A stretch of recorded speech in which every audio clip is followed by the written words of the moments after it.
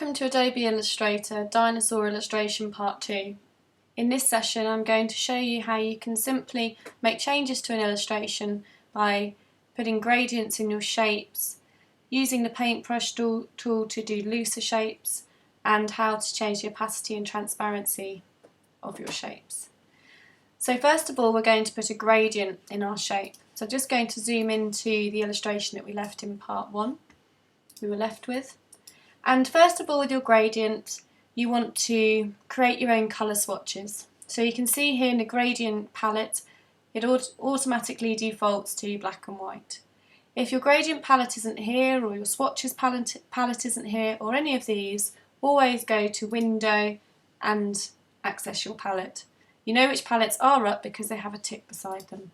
So I'm just going to spacebar over to move over to our original illustration picture that I placed in, and I'm going to eyedrop colours from this illustration. So you can see when I'm eyedropping you get different colours in my film. So I'm going to drag that swatch and take it over to my swatches. So I'm effectively creating my own swatch colours rather than making them up or just using the ones that Illustrator provides. So now I have more options to play with when I'm making my own gradients. So moving back over to my illustration, I'm going to select the main body, I'm going to go to gradient, and it automatically defaults to black and white.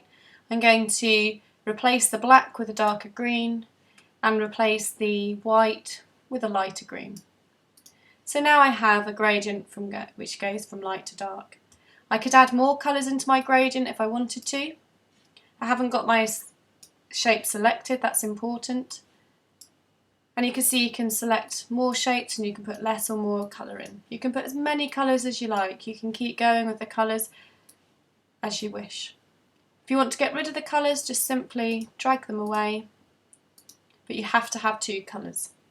And if you want to change the direction, you can go left to right, top to bottom, or you can go radial, so it's circular. If you want to change the distance, you can slide along and change the distance here. Or alternatively, you can go to your gradient tool in the toolbar palette and you can drag with your line. You can see sometimes it's a little bit more harsher than it was originally, but I quite like the way that it's going with the lights hitting the back of the dinosaur like it would naturally, thinking of how the light would hit the object. So now I'm going to do exactly the same to the head. At the moment the gradient has now, Illustrator has remembered the gradient before, which is very helpful. So I'm going to click on that and I might be fine with that, or you might want to change the direction slightly. So this time you might want to go from light to dark. You could put a lot in. You can see depending on how you drag with your cursor it can be less harsh or more harsh. So it just takes a bit of getting used to. And now with the horns I'm going to select both of those at the same time and the one on the nose. So I could do it all at the same time. Whoops, just need to come back. Just use your hand. So I'm going to change that gradient to different greys. So I'm going to replace the dark green with a darker shade of grey and the light green with a lighter shade of grey. So now it's looking more three-dimensional. Then other things that we can try, you could put gradients in all of these shapes if you wanted to. You could keep going. You could use the eyedropper tool and select that gradient and automatically that shape will be the same gradient. The same here, select that shape and it's that gradient. You might choose then within that shape to maybe make it slightly darker. So it's quite quick. I'm going to Control Z that to get back to my original. So what you can also do is you might want to put some extra shapes on top of your dinosaur, which you could do with the pen tool. Alternatively, you could use the paintbrush. So the paintbrush you can get really nice, quick, smooth shapes. That's a very, very fat paintbrush that I've got there. So if I select that paintbrush, if I go to my stroke, which currently isn't here, so I need to go to Window, Stroke, and then I can make the stroke much thinner. There we go. And I could squish it slightly if I wanted to and move it around, or I could use the pen tool, move the points. Still quite a big brush. So in my brushes up here, I've got different brushes that go thick to thin. If you want to get those up, if you go to Windows, Brush Library, and you've got the colour graphic brushes, the ink brushes, the paint brushes, so you can try some of those. But what's quite nice, rather than it being a uniform brush, you can change that it goes from thick to thin, and you can change the weight of the line. So I'm going to try and create that line to follow the shape of the dinosaur's back. I'm going to get rid of some of the points. That just means, it's just warning me that I haven't gone onto the point.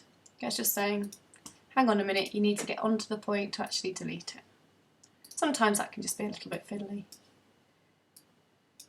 So I'm going to make this now slightly lighter green.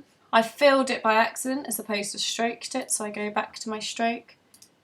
And that might be a bit too bright. And then what I can do, rather than just leaving it as a block fill and being 100% opacity, I could change the opacity. So if I go to Window Transparency, I've got the option here to change the opacity, so it's a bit lighter, it's not quite so harsh. Also, the same as what we've got in Photoshop as well, we've got different layer blending options. So I could use Multiply, I could use Screen. So it's different ways that the colours are reacting on top of each other. So it makes it a little bit more subtle, rather than being quite such a dense line, quite so harsh. It can add a little bit more interest to your illustration. Then lastly, what I wanted to show you was how you can put a blur into some of your shapes to make them softer. So if I select this shape, for instance, and I go to Effect, Blur, Gaussian Blur. So these effects here, you might see that they actually say they're Photoshop effects. Some of them we can get have Illustrator effects, but many of the effects that we perhaps want to do now, you can't get in, you have to become a Photoshop effect. So we go to Blur, Gaussian Blur, and you can see a preview here of how much it's going to blur. It's a bit of trial and error, and then say OK. So now it's not such a harsh shape. We could go to this shape, Effect, Blur, Gaussian Blur, and again blur that shape slightly. If we wanted to, you might want to change the opacity, so you can see the shape underneath. Change it to Multiply, so you can kind of play with the different effects and see what you think.